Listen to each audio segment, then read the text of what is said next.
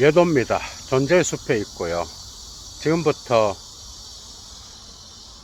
헤겔은 관념론자가 아니고 마르크스는 유물론자가 아니다 라고 하는 제목으로 예도만의 클래스를 갖고 풀어보려고 합니다. 재밌겠죠, 그죠? 벌써 제목에서 뭔가 다가오고. 좋아요 잊지 마시고요. 그 다음에 자발적 수업료에 대해서 예도가 한번 이야기를 해야 될 것 같아요. 많은 분들이 궁금해 하기도 하고 해서 하는 건데, 얼마 전에 대학에서 법을 가르치는 분이 한 분 찾아왔어요. 교수님이죠, 그죠? 지체 높은 선생님이 이 사막에, 그죠? 빈터에 있는 볼품없는 인간을 찾아왔는데, 헤겔의 정신현상학 독일어 원본을 들고 왔어. 막 단어 막 줄쳐놓고 도표 그려놓고 막 하셨더라. 자발적 수업료도 보내주시고 그 전날 식사하면서 이제 대화를 하는 거예요. 하는데 예도한테 그러더라. 강의를 듣고 본인도 뭐 철학 강좌 유튜브 뿐만 아니라 대학교에서도 여러 번 들었고 하는데, 그래도 1차 자료로 다루는 그런 부분들은 상당히 많은 도움을 받았다 하면서, 본인이 수업을 한번 하고 받는 액수가 장난이 아닌데 그런 점에서는 또 죄송하게 생각합니다. 몇 분이 뭐 왔어요, 사실은. 그런데 최근에 만난 분을 이제 얘기하는 거예요. 이분이 얘기한 것 같기도 하고 저분이 한 것 같기도 하고 그래요. 예도는 800개 강좌를 했죠, 그죠? 다 열어놨고요. 특히 자발적 수업료로 보내시는 분들 가운데는 1차 자료에서 엄청난 도움을 받았다. 그리고 칸트나 헤겔 강좌, 그 다음에 하이데거 1차 자료, 니체 1차 자료 강좌들, 그죠? 독일어로 직접 읽어가면서 거기에 대한 철학적 논평을 달고 포스트 모던하고 지제까지 연결시키는 이런 강좌들이 한 200개 정도가 되죠, 지금까지. 각 철학자마다 단편 강좌도 듣고 하는데, 유튜브라서 공짜죠, 그죠? 공짜지만 듣는 분들은 공짜라고 생각하지 않을 거예요. 여러분들이 한번 강의를 하는데 광고가 뭐 한 두세 개, 세네 개 이렇게 나온다고 하는데, 그게 한 50원에서 10원에서 한 50원, 많으면 50원, 적으면 30원 치이는 것 같아. 그거 다 모아갖고 예도 TV는 그 세계의 가난한 아이들을 위하여 백신을 보내잖아요, 그죠? 어쨌든 그렇게 하고 있는데요. 80%는 그리, 20%는 강좌를 찍고 올리다 보면은 데이터를 많이 쓰잖아, 그죠? 최대한으로 지금 뭐 해상도가 높아지고 나서는 데이터가 장난이 아니야. 하나 올릴 때 1시간 걸리더라고요. 나머지 20%는 제작하고 만드는데 쓰고 있습니다, 여러분. 그리고 예도TV는 자발적 수업료로 운영되고 있고요. 그래서 아주 소수의 분들이 그래도 참여해 주셔서 지속적으로 또 새로운 분도 한두 분씩 생기고, 그래서 그런 것들이 이제 예도가 1차 자료를 파서, 그죠? 계속해서 그 시간을 어디서 얻겠어, 예도가 무슨 신도 아니고 가만한 자가. 예도도 커피 마시고 짜장면 먹어야 살잖아, 그죠? 그러니까 그래도 이 자본주의 사회에서 거지로 살지 않고, 그죠? 어느 정도 그래도 옷은 입고 밥은 먹고 그 다음에 개인적으로 공부해서 1차자로 파서 여러분들에게 전달하는 데에 어느 정도 힘이 되고 있습니다. 모든 분들에게 참여해 주신 모든 분들에게 감사드리고요. 그리고 800개의 강의를 공짜로 시청하시는 분은 여건이 되시는 분은 자발적 수업료 보내셔요. 보내셔요. 대학이나 대학원에서 강의 들어보신 분들 아실 거예요. 클래스는 아실 것 같고, 어찌되었건 유튜브라서 가난한 학생들을 위하여 예도는 그게 나중에 뭐 몇천 개가 돼도 다 열어 놓을 겁니다. 어쨌든 1차자로도 계속 진행해 나갈 거고요. 여기까지 하겠습니다. 많은 분들이 좀 참여해 주셨으면 좋겠습니다. 강의 이어나가겠습니다. 여러분, 많은 사람들은 헤겔을 관념론자라고 해요. 마르크스를 유물론자라고 해요. 얼마나 맞는 이야기일까? 여러분, 절반만 맞아요. 절반은 완전 틀린 개념. 마르크스한테는 더 틀린 개념. 관념론, 헤겔의 정신현상학에서, 그죠? 정신의 운동은 변증법적으로 나갑니다. 그죠? 이 디알렉틱은 확실히 정신의 운동과 관계되어 있어. 그죠? 근데 이제, 마르크스의 철학에서, 뭐 경제 철학 수고나, 그 다음에 또, 자본론이나, 여러 작품들에서 나타나는, 그러한 마르크스의 역사적 유물론, 그죠? 그러니까 역사적 유물론에서 이 유물론을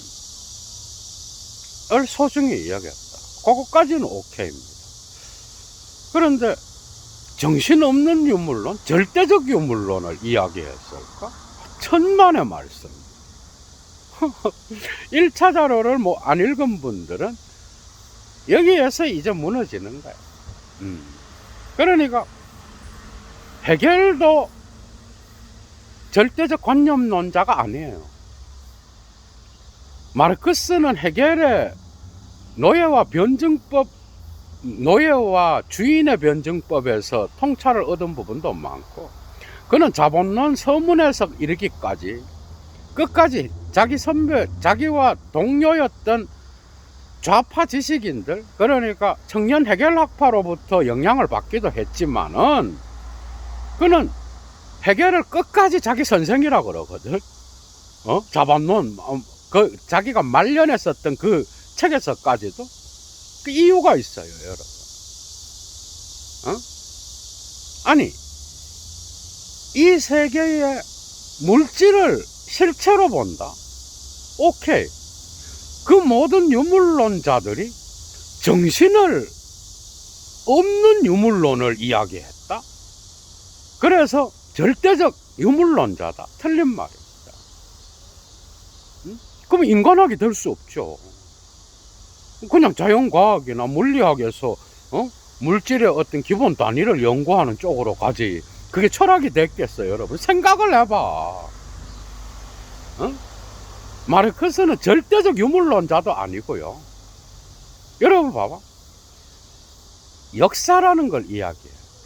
이건 이제 독일 이데올로기에서 이미 나타나고 있는데, 마르크스의 역사관은 그리스도교의 역사관과 같이 갑니다. 이거는 뭐 예도의 이야기도 아니야. 이미 마르크스 논평가들이 다 이야기했고요. 까미도 이야기했어. 그러니까 그리스도교는 이 세계의 역사를, 그죠? 역사를 하나로 봐. 이거는 야스퍼스가 자기의 그리스도교에 대한 책에서 했던 이야기예요. 그리스도교는 역사를 어떻게 봐? 역사를 하느님께서 이 세계를 다스리잖아, 그죠? 그런데 그리스도교는 시작과 끝이 정해져 있는 거예요. 시작은 태초에 하느님께서 이 세계를 창조했다. 그때로부터 계속해서 역사는 종말을 향하여 나가고 있다. 그게 바로 그리스도가 다시 오는 날이겠지, 그지? 그 종말은. 어? 역사가 직선적으로 나가고 있어요. 그런데 그리스도교가 그리스 로마 사유와 접목될 때, 그죠? 그리스 세계의 역사관은 이런 게 아니었어. 이건 오히려 동양의 어떤 불교나 노자 철학이나, 그죠? 동양 철학과 연결되어 있어요, 오히려. 그게 서로 뭐 영향을 받았고, 조금은 영향이 있겠지. 응? 인도와 그리스의 어떤 그러한 관계가 있잖아, 알렉산더 시대로부터. 관계가 있어요. 간다라 미술도, 불교의, 그죠? 그 미술도 서양과의 어떤 교류가 나타나고 있잖아, 그죠? 그러니까, 이러한 관계들, 이러한 관계들을 우리가 고려를 할 때, 역사는 그리스인들한테는 직선적인 게 아니었어요. 시작과 종말이 정해져 있지 않았어요. 물론 중개자의 개념은 있었어요. 응? 역사라는 개념은 인간이 만들어 간다라는 뜻이 포함되어 있는 거예요. 근데 자연은 뭐예요? 자연은 인간이 자연과 동물과 식물과 맺고 있는 그 관계 안에서 드러나는 진리의 빛을 그리스인들은 이야기했죠. 이미 예도가 하이데거 강의에서도 이야기한 것처럼. 그죠? 그런데 그리스도교는 이런 걸 인정하지 않아요. 그 이유는요, 확실하게 단 하나입니다. 그 이유가 뭔지 알아? 그 이유는, 여러분 봐봐. 고대 이스라엘의 어떤 그러한 자연 환경을 보면 돼. 자연 환경을 보면 그리스의 자연 환경은 뭐예요? 아름다운 바다, 들, 산, 그 다음에 이 세계의 아름다운 어떤 그러한 경관이 펼쳐져. 그런데 고대 이스라엘은 다 사막이에요. 여러분, 사막과 인간만 있는 거예요.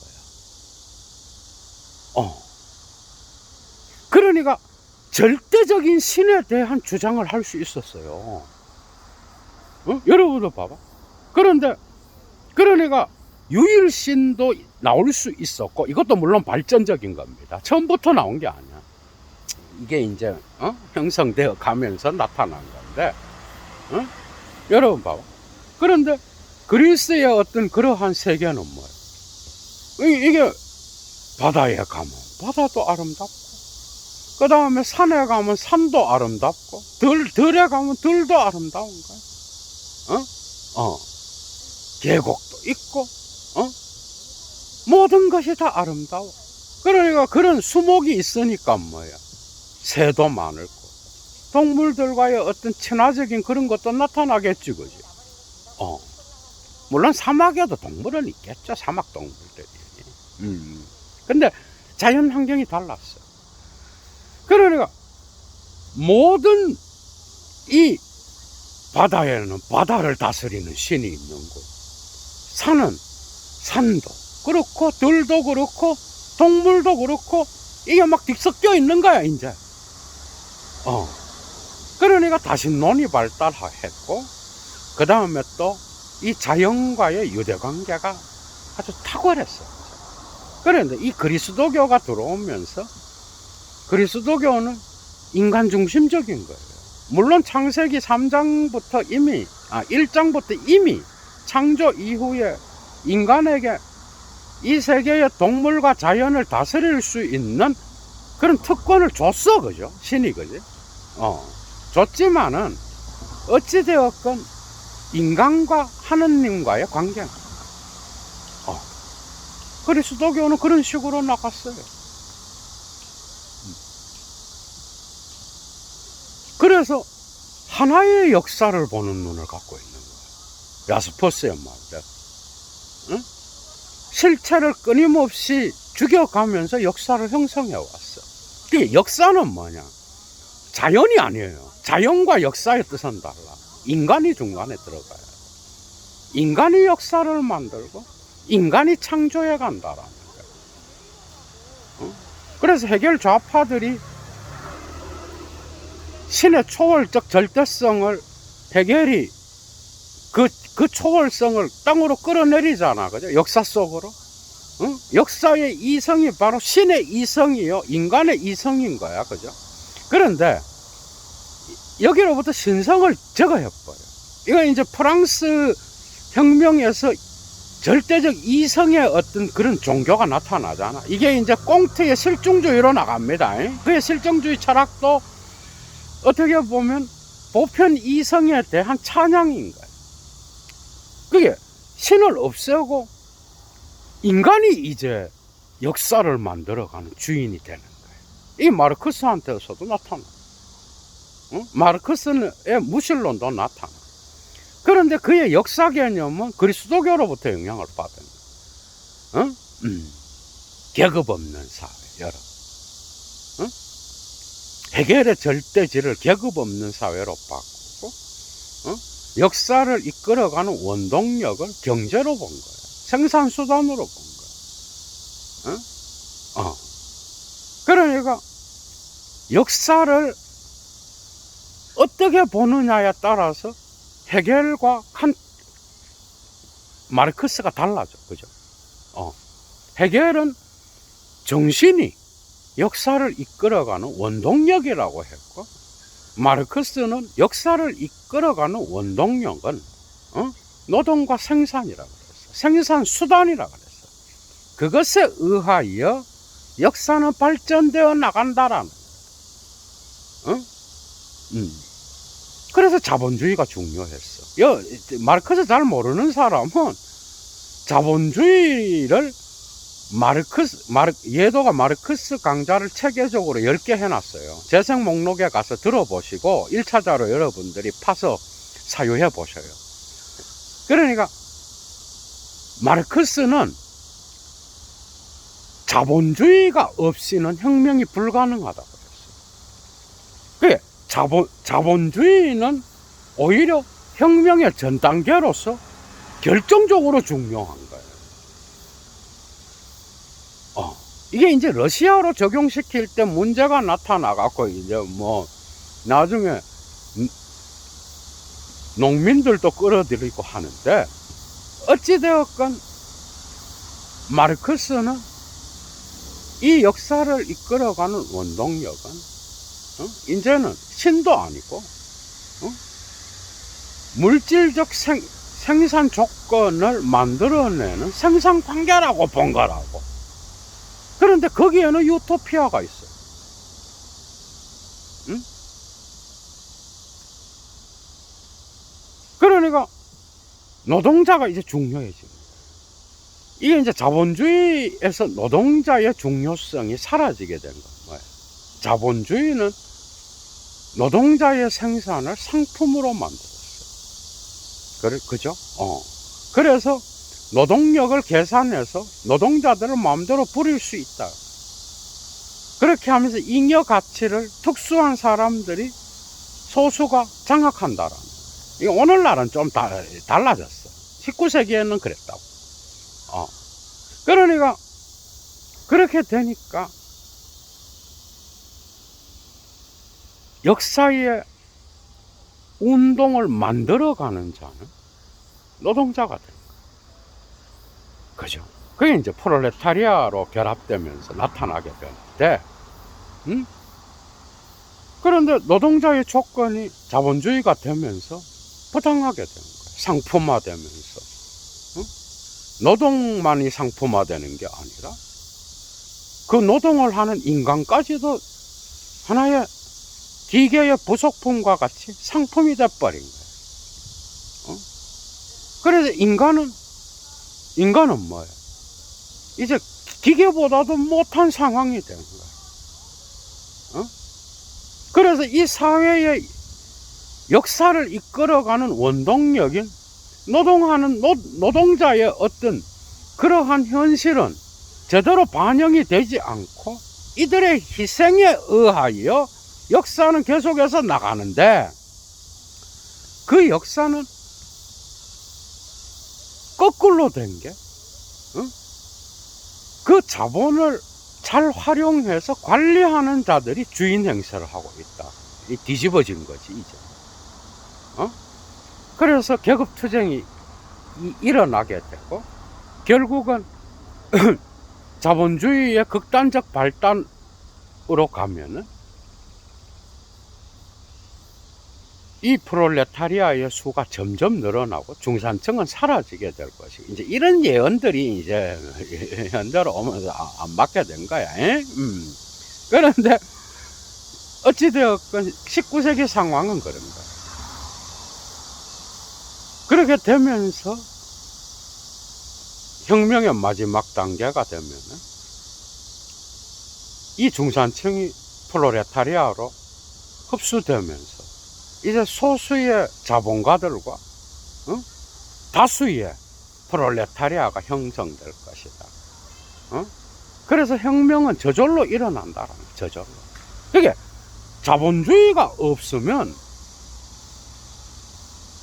마르크스의 사회주의와 공산주의는 나올 수가 없었어요. 그러니까 자본주의는 과도기인 거야. 역사의 발전 단계에서 생산수단을 자본의 어떤 그러한 힘으로 바꾸어내는 이 단계. 시대가 달라져가 안 맞죠, 그죠, 지금. 지금은 뭐 일하고 노동하는 사람들만 노동자가 아니에요. 지금은 이제는 무상계급도 있고요. 우리가 고려해야 될 게 상당히 많아요. 오히려 배부른 노동자들이 얼마나 많아. 그렇게 되면서 이제 나중에는 혁명이 일어나서 게젤샤프트 온의 클라스, 계급 없는 사회로 도래할 거야. 우리 해결의 절대지를 그렇게 바꾼 거야. 그때가 되면 이제 프롤레타리아는 승리를 거두고 인류의 어떤 그러한 낙원의 상태가 올 거다. 그러니까 그리스도교의 최초의 신화의 단계의 낙원 상태를 마지막에 희망으로 바꾸어 놓은 거예요.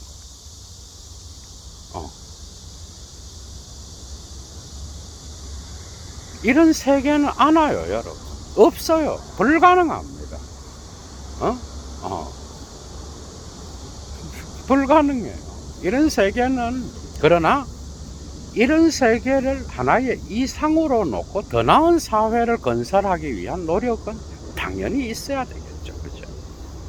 그래서 데리다는 후기로 가면서 마르크스의 유령을 자본주의의 한복판인 미국에서 뭐 프랑스에서 글을 썼어서 강연은 미국에 가서 밥 먹듯이 한 게 데리다잖아. 나중에는 좀 오해해갖고 또 그런 게, 마르크스의 유령은 살아있는 거야. 지금도 자본주의의 균열 속에 살아있는.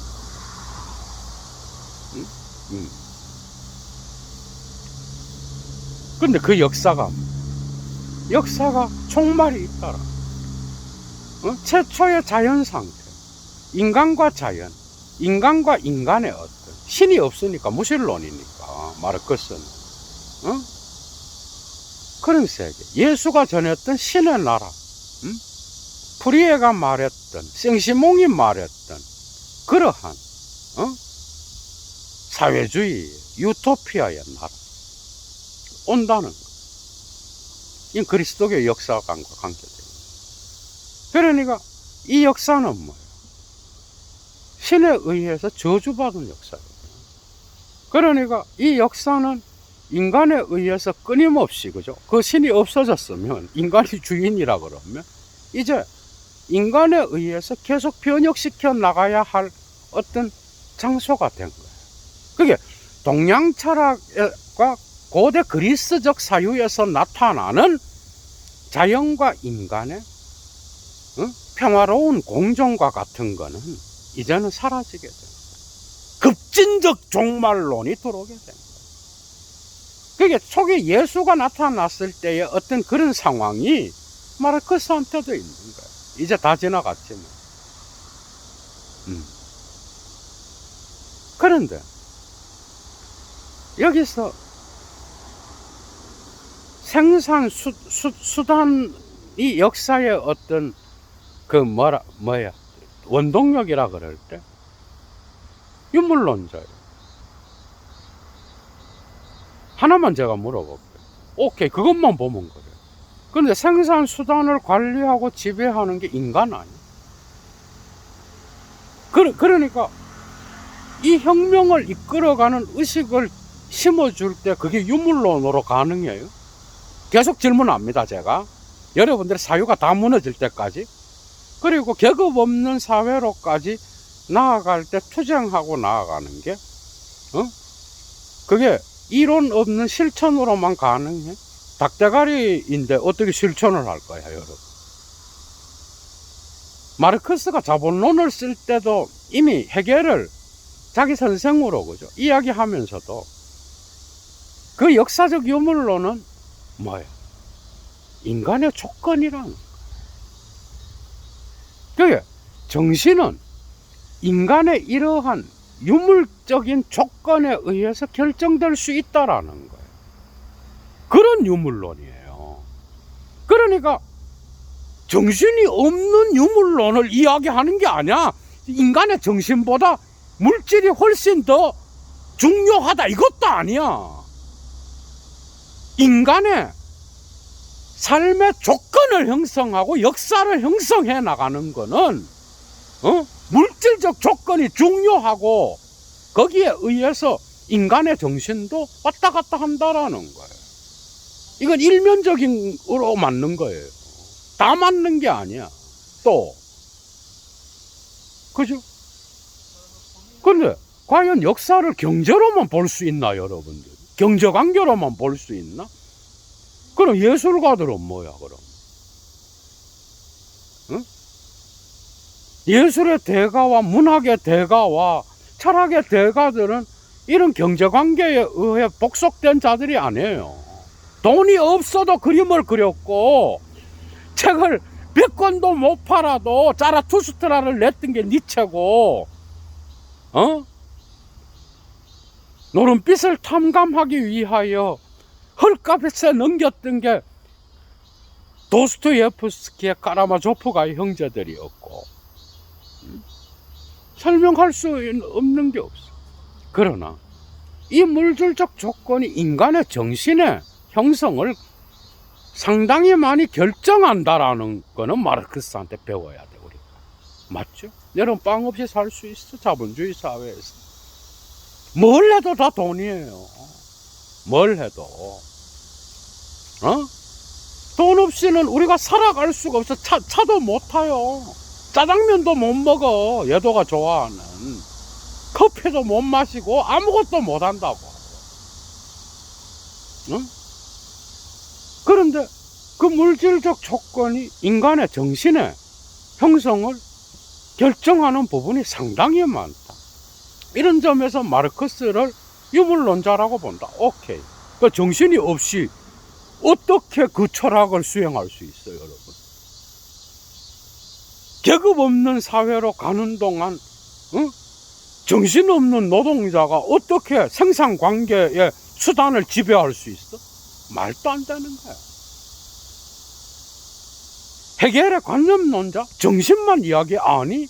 이미 자기 의식에서, 그죠? 이미 노예와 주인의 변증법을 이야기하고, 거기에서 노동의 중요성을 이야기하면서 물질의 가치가 얼마나 인간의 정신을 결정하는데 중요한지를 헤겔은 정신현상학 초반부에 이야기하고 있어, 주관정신에서.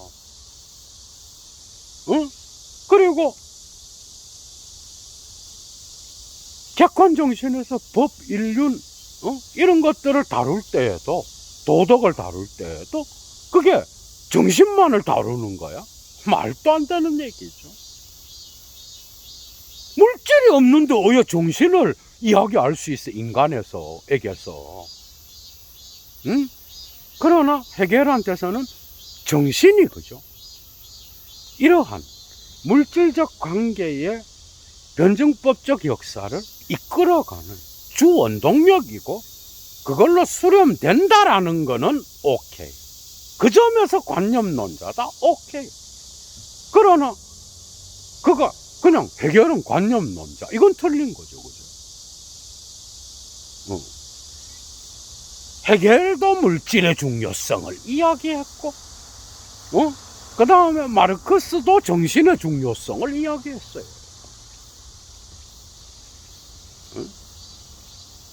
둘 다 이야기했다라는 거.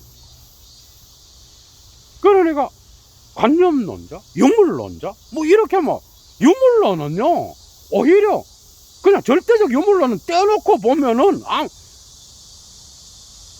그러면 인간이 종교가 인간을 이데올로기로 만들 수 있다. 종교의 소외는 인간의 본성의 소외를 가져올 수 있다. 엔트오이스 이런 걸 가져올 수 있다. 그 다음에 계속 질문해 나갈게요.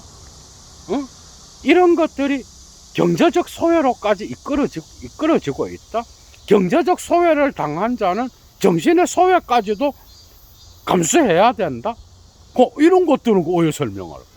여기서 이미 무너져 버리는 거야. 이데올로기를 비판하는 마르크스 역시도 이미 정신이 중요하다는 걸 인정하고 있는 거야. 정신이 왜곡됐다라는 거야. 그죠? 이거 없이 마르크스의 매력은 사라져버려요. 그게 말도 안 되는, 그 용어를 여러분들이 사용할 때 언어가 갖고 있는 일반화를, 그죠? 일반화에 쏘고만 안 돼. 인간. 그럼 어떤 인간? 이거 평생 연구해도 안 되는 거예요. 이 단어 하나도. 안경. 어떤 안경? 그죠? 나무. 어떤 나무? 언어는 일반화를 시킨다니까? 그러니까 보통 보면 철학의 1차 자료는 커녕 소화도 안 된 사람들이 어디가 강의 하나 듣고 와갖고 친구들한테 해겔은 관념론자고 마르크스는 유물론자야 이러면서 막 설명해야 된다고. 코미디 같은 거죠. 얘도 TV를 보는 분들은 이런 분들은 없을 것 같아. 그러니까 그 언어에 쏘고면 안 된다. 그러니까 물질의 중요성은 정신이, 그죠? 함께 관여하는 한에서만 나타나는 거야, 여러분. 그리고 실천은 프락시스는 언제나 테오리가 있어야 돼. 테오리만 갖고는 또 안 돼. 여러분들이 이론가를 우습게 못 보는 거예요. 나는 실천을 한다. 코미디죠. 뭘로 실천을 할 건데. 옛날에 애도가 신학교 다닐 때, 어디 S대를 나온 사람. 내가 책을 엄청 읽었거든. 이거는 뭐 속일 수 없는 거예요. 예도의 지적 형성은 이미, 장신대 도서관에서 이루어졌다고 해도 과언이야. 6년 동안 책만 팠어요.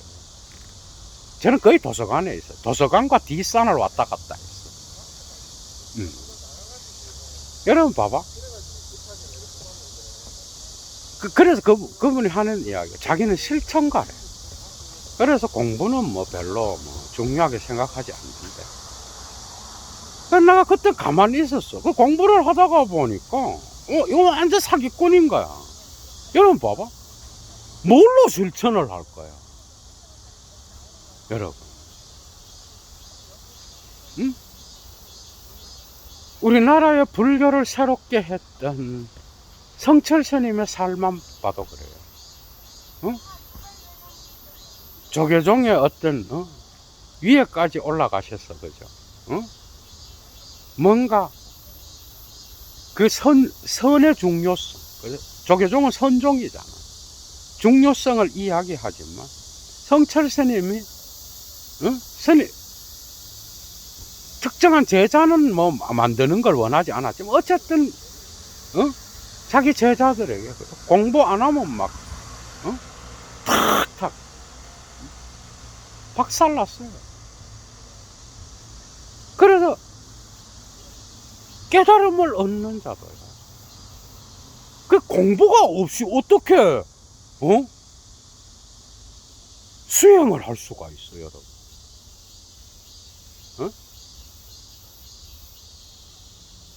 그 이론과 실천은 변증법적인 거예요. 그런데 나는 실천한다. 그 공부하는 사람 우습게 보고 코미디인 거지. 그러면서 지 자식은 갔다 맨날 공부시킨다. 이게 이제 역설이라는 거예요. 우리는 잘 생각해야 돼. 그러니까 마르크스의 이론을 갖고 그걸 실천으로 옮기려고 할 때 여러분들 봐봐. 거기에 정신의 중요성이 얼마나 많이 나타나. 아니, 사회가 주는 그리고 종교가 주는, 그 다음에 법이 주는 이데올로기를 우리가 보려고 그러기만 해도 도덕과 윤리가 인륜이 주는 이데올로기 있잖아. 다 그것만 보려고 그래도 얼마나 정신적 통찰이 들어가야 돼. 거기에 기만당하지 않으려고 그러면요, 정신의 정점에 올라야 돼요. 그건 무슨 유물론자, 그래서 물질이 중요, 그런 의미야. 그게 말도 안 되는 이야기죠.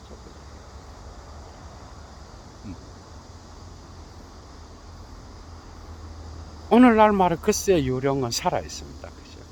마르크스가 가르쳐 줬던 교훈은 그거예요. 이 사회에 빈부귀천은 없다.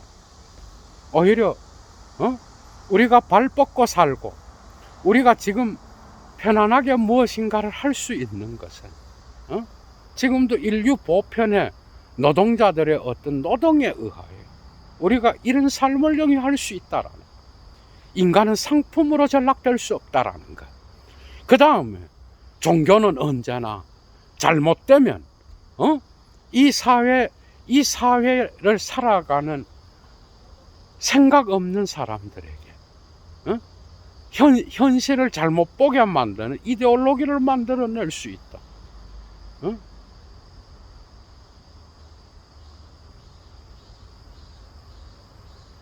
얼마나 많은 교훈을 주었는지 몰라. 그죠?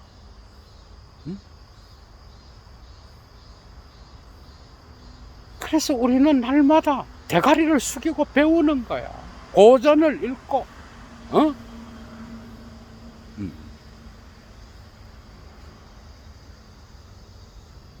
그러니까 헤겔의 관념론자, 마르크스를 유물론자라고 규정해버리면요, 어떤 현상이 일어나는가 하면 이 얘기 모순되는 게 있는 거야.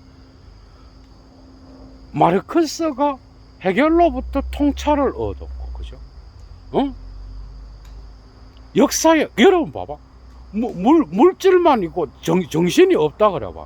그럼 생산 관계 자체도 없어져 버리는 거야. 노동자는 정신을 갖고 생산 관계의 수단을 만들어내는 거예요. 그죠? 그 수단은 끊임없이 변증법적으로 변해간다라는 거야. 그런데 여기에서, 그건 역시도 인간과 관계다.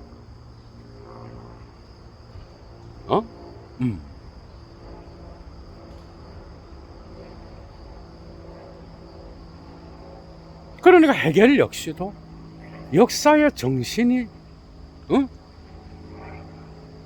이 세계를 이끌어가는 거죠. 원동력이라고는 했지만은 거기에 물질이 빠진 게 아니라는 거예요.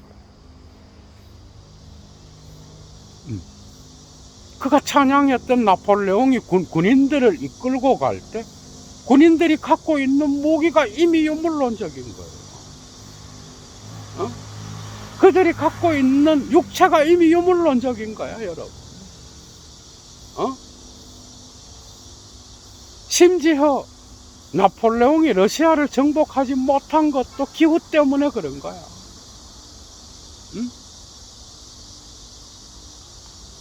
그 정신의 역사를 이끌어가는 운동 안에 이미 물질적 조건이 함께 포함되어 있었다라. 그의 작품에 이게 인간학이다 그러면 그게 빼진 인간학이 가능해요, 여러분. 그래서 관념론 이렇게 말할 때는 우리가 조심해야 될 필요가 있는 거예요. 그죠? 그리고 유물론이라고 말할 때 정신에 이런 운동이 빠진 유물론, 이건 말도 안 되는 이야기라는 거예요. 인간의 역사에. 우리는 계속해서 깊이 있게 사유해 나가야 되는 거야. 그죠? 절대지도 없고 격음 없는 사회는 없어요. 모든 혁명적 정신은 서구에서는 메시아 사상에서 나온 거야. 그죠? 마르크스 역시 무신론을 이야기했지만 그리스도교의 역사 철학에 의존했어. 그죠? 그거는 해결한테서도 당연한 거예요. 독일 이데올로기 자체가 이미 그런 거예요. 동양에는, 불교에는 미륵신앙이 또 있잖아. 그래서 이 미륵신앙이 또 혁명을 일으키는, 가끔 내가 미륵이다 이렇게 해갖고 또 혁명을 일으키기도 하고 이랬더라고. 역사를 보면.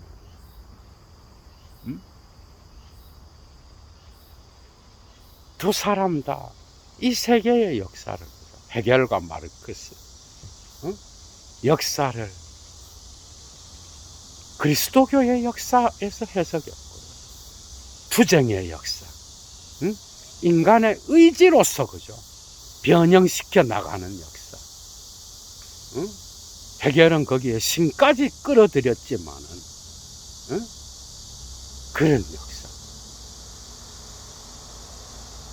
그것은 오늘날 동양 철학과 그리스적 사유에 의하여, 하이데거가 거기에 근거하여 이런 역사 철학을 해체해버린 거야. 어떻게 보면. 우리가 보지 못하는, 그죠? 인간과 인간의 관계, 자연과 인간의 관계, 자연과 자연의 관계, 거기서 나타나는 꼭 신이 아니더라도 신성의 관계, 우리 인간에게 얼마나 중요한지, 이런 것들을 우리가 마르크스를 읽을 때 반드시 함께 고려해야 되는 사고라는 거 반드시 알아야 돼. 그게 마르크스는 그런 점에서 헤겔과 더불어 있는 거라. 떨어져서 헤겔을 뒤집었다. 뒤집은 거는 역사 철학에서 근본적인 운동의 방향, 운동의 어떤 그런 동력은 뒤집었다고 볼 수 있어.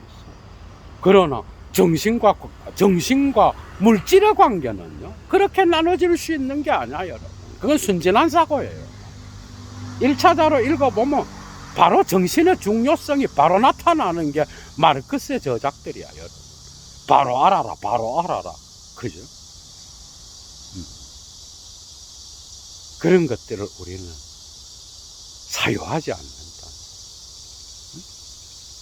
순진한, 그죠? 친구들에게 써먹을 때는 좋지만 지도 모르고 써먹는 그런 거짓말쟁이가 된다. 마지막입니다. 생각이 하나 나서 말씀드리는데, 성철 스님이 한 번씩 기자들이 찾아가면 했던 말이, 본인을 거짓말쟁이라고 말하면서 내 하는 말에 속지 말라고 말씀하시는 게 있다 그래요. 그 깊은 고승의 말이, 그죠? 그게 뭔 뜻이겠어요, 여러분? 언어를 잘못 사용했을 때 나타나는. 여러분, 인간이요, 의지적으로, 의식적으로 거짓말을 해야 거짓말을 하는 게 아니에요. 이미 예도가 니체 철학으로부터 계속 설명해 왔잖아. 언어가 얼마나 이게 복잡하고 뱀 같은 특징을 갖고 있는지. 언어 자체가 거짓을 만들어. 그래서 말을 하는 자들은 항상 조심을 해야 돼. 그런 부분.